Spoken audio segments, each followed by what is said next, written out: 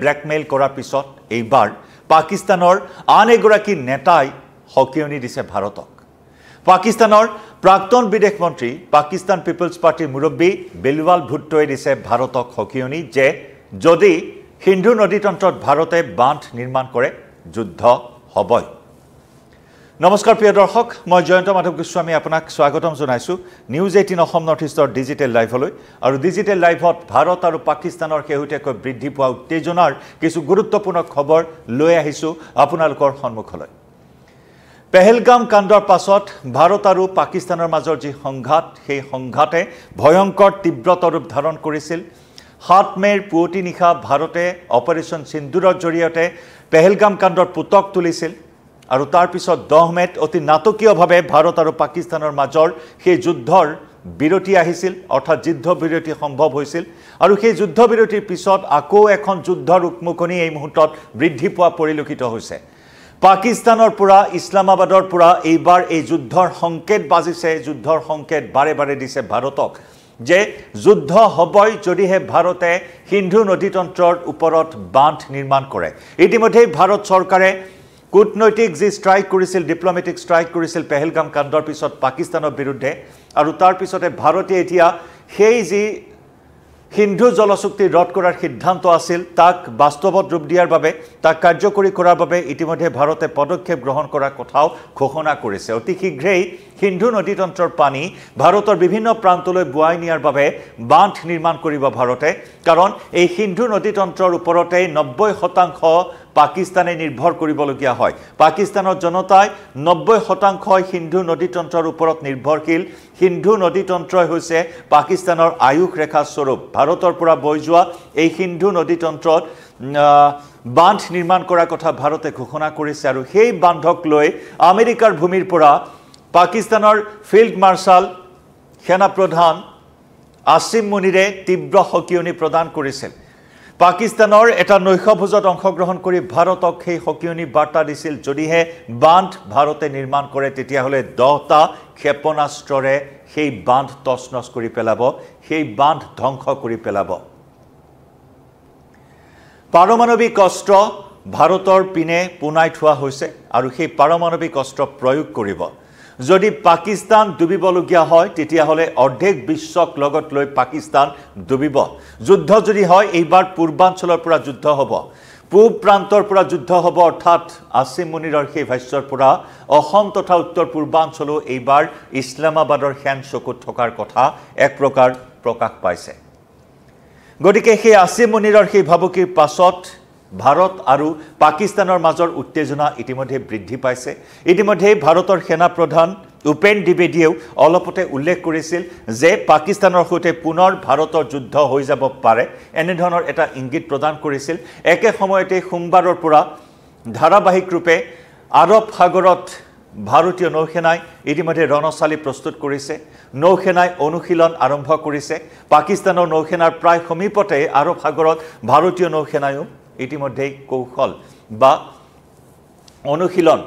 অব্যাহত ৰাখিছে গতিকে তেনে দিশলৈ চাই ভাৰত আৰু পাকিস্তানৰ মাজৰ সংঘাতে পুনৰ এটা ভয়ংকৰ পুনৰ এটা তীব্ৰতৰ ৰূপ ধাৰণ কৰাৰ আশংকা প্ৰকাশ পাইছে আৰু তাৰ মাজতে উচতনিমূলক মন্তব্য প্ৰৰোচনামূলক মন্তব্য কৰি আহিছে পাকিস্তানৰ নেতাই এইবাৰ বিলৱাল ভুট্টো পাকিস্তান পিপলছ পাৰ্টিৰ মুৰব্বী তথা প্ৰাক্তন বিদেশ মন্ত্ৰী বিলৱাল ভুট্টোৱে কৈছে যদি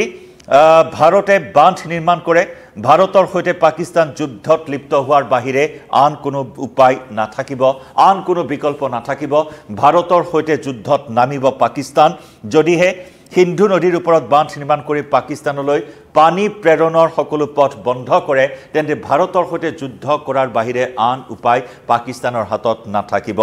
এই কথা উল্লেখ কৰিছে বিলৱাল ভুট্টো যি বিলৱাল ভুট্টোৱে পেহেলগাম কাণ্ডৰ পিছত ভাৰতে প্ৰথমটো পদক্ষেপ হিচাপে সিন্ধু জলচুক্তি ৰদ কৰাৰ কথা ঘোষণা কৰিছিল তেতিয়াও এই বিলৱাল ভুট্টোৱে উদাত্ত কণ্ঠেৰে পাকিস্তানৰ জনতাক উদ্দেশ্যি কৈছিল যে যদি ভাৰতে সিন্ধুৰ পানী বন্ধ কৰে তেতিয়াহলে ভাৰতত তেজৰ নৈ বৈ যাব এনে ধৰণৰ হকিয়নি প্ৰদান কৰিছিল এইজন বিলৱাল ভুট্টোৱে আৰু সেই বিলৱাল ভুট্টোৱে আকৌ এবাৰ ভাৰতক হকিয়নি প্ৰদান কৰিছে যে যদি ভাৰতে বান্ধ নিৰ্মাণ কৰে যুদ্ধৰ বিকল্প নাই পাকিস্তানৰ হাতত কেইবাটাও কঠোৰ স্থিতি ভাৰতে গ্ৰহণ কৰিছিল পেহেলগাম কাণ্ডৰ পিছত সিন্ধু জলচুক্তি ৰদ কৰাৰ লগতে আন কেইবাটাও কঠোৰ স্থিতি গ্ৰহণ কৰিছিল আৰু তেতিয়াৰ পৰাই পাকিস্তানে ভাৰতৰ বিৰুদ্ধে ক্ষুব্ধ হৈ আছে সেই সিন্ধু জলচুক্তি বন্ধ ৰখাৰ লগতে ভাৰতে 7 মে নিশা পাক অধিকৃত কাশ্মীৰত সন্ত্ৰাসবাদী ঘাটি উচন কৰিছিল অপাৰেশন সিন্দুৰৰ জৰিয়তে পেহেলগাম কাণ্ডৰ পুতক তুলিছিল পেহেলগাম কাণ্ডত নিহতসকলক ন্যায় প্ৰদান কৰাৰ চেষ্টা চলাইছিল ভাৰতীয় সেনাই অপাৰেশন সিন্দুৰৰ জৰিয়তে আৰু যাৰ ফলত দুয়োখন দেশৰ মাজত এক যুদ্ধ সদৃশ পৰিস্থিতিৰ সৃষ্টি হৈছিল কিয়া সমগ্ৰ বিশ্বই প্ৰত্যক্ষ কৰিছে আৰু সেই যুদ্ধত ভাৰতৰ পৰাক্ৰম দেখি অবশেষত পাকিস্তানে নেগুৰ পেলাই ভাৰতৰ ওচৰত যুদ্ধবিৰতিৰ প্ৰস্তাৱ আগবঢ়াইছিল আৰু সেই মৰ্মে 10 মেৰ পৰা দুয়োখন দেশৰ মাজত যুদ্ধবিৰতি অব্যাহত আছে আৰু এই যুদ্ধবিৰতিৰ অব্যাহত থকাৰ মাজতে যোৱা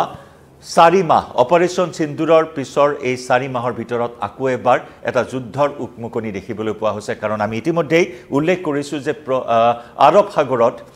সাগৰত ভাৰতীয় নৌসেনাই ইতিমধ্যে অনুশীলন আৰম্ভ কৰিছে একেদৰে ৰাফেল বিমান ক্ৰয় কৰাৰ বাবে ভাৰতে ইতিমধ্যে ফ্ৰান্সলৈ প্ৰস্তাৱ আগবঢ়াইছে আকৌ 114খন ৰাফেল বিমান ক্ৰয় কৰিব ফ্ৰান্সৰ পৰা ভাৰতে গতিকে সেই ক্ষেত্ৰত পুৰা ভাৰতে প্ৰস্তাৱ গ্ৰহণ কৰি সেই প্ৰস্তাৱ প্ৰেৰণ কৰিছে সকলো দিশৰ পৰা ভাৰতে আৰু অধিক শক্তিশালী ৰূপ ধাৰণ কৰিছে প্ৰতিৰক্ষা বিভাগে পাকিস্তানৰ পৰা আহিব পৰা যিকোনো প্ৰত্যাহ্বান প্ৰতিহত কৰাৰ বাবে বৰ্তমান সষ্টম হৈ আছে কাৰণ আমেৰিকাৰ ভূমিৰ পৰা সেনা প্ৰধান ফিল্ড মাৰ্শাল আসিম মুনিৰে সেই ভাবুকি প্ৰদান কৰাৰ পিছতে সমগ্ৰ সীমান্ত অঞ্চলত কটকটীয়া নিৰাপত্তা বেষ্টনী এই মুহূৰ্তত ভাৰতে গঢ়ি তুলিছে সমুখত স্বাধীনতা দিৱস আৰু এই স্বাধীনতা দিৱসৰ প্ৰাক মুহূৰ্তত এফালে নিৰাপত্তা আনফালে পাকিস্তানৰ ভাবুকি এটাৰ পিছত আনটো ভাবুকি আহিছে ভাৰতলৈ আৰু ভাৰতৰ বিৰুদ্ধে যুদ্ধ এক প্ৰকাৰ অনিবাৰ্য বুলি উল্লেখ কৰিছে বিলৱাল ভুট্টোৱে হওক বা আসিম মুনিৰে হওক সেই আসিম মুনিৰক আমেৰিকাই ৰাজ আতিথ্য প্ৰদান কৰি আহিছে যোৱা 3টা মাহত দুবাৰকৈ আমেৰিকা ভ্ৰমণ কৰিছে আৰু সেই আসিম মুনিৰক হোৱাইট হাউছত ৰাজ আতিথ্য প্ৰদান কৰাক লৈ ভাৰতৰ সৈতে আমেৰিকাৰ কিছু সংঘাত বৃদ্ধি পাইছিল আৰু তাৰ পিছতে মাৰ্কিন ৰাষ্ট্ৰপতি ডোনাল্ড ট্ৰাম্পে ভাৰতৰ ওপৰত শুল্কৰ বোজা জাপি দিছে 50% শুল্কৰ বোজা জাপি দিয়াৰ পৰিপ্ৰেক্ষিতত এতিয়া তাৰ সুযোগ লৈছে পাকিস্তানেও আমেৰিকা আৰু ভাৰতৰ সংঘাত বৃদ্ধি পাইছে আমেৰিকা আৰু ভাৰতৰ মাজত দূৰত্ব বৃদ্ধি পাইছে আৰু একে সময়তে আমেৰিকা আৰু পাকিস্তানৰ মাজৰ সম্পৰ্ক আৰু অধিক মধুৰ হৈ উঠিছে আৰু তাৰেই সুযোগ লৈ পাকিস্তানে এতিয়া ভাৰতক এনেদৰে ব্ল্যাকমেইল কৰা আৰম্ভ কৰিছে যুদ্ধৰে ব্ল্যাকমেইল কৰা আৰম্ভ কৰিছে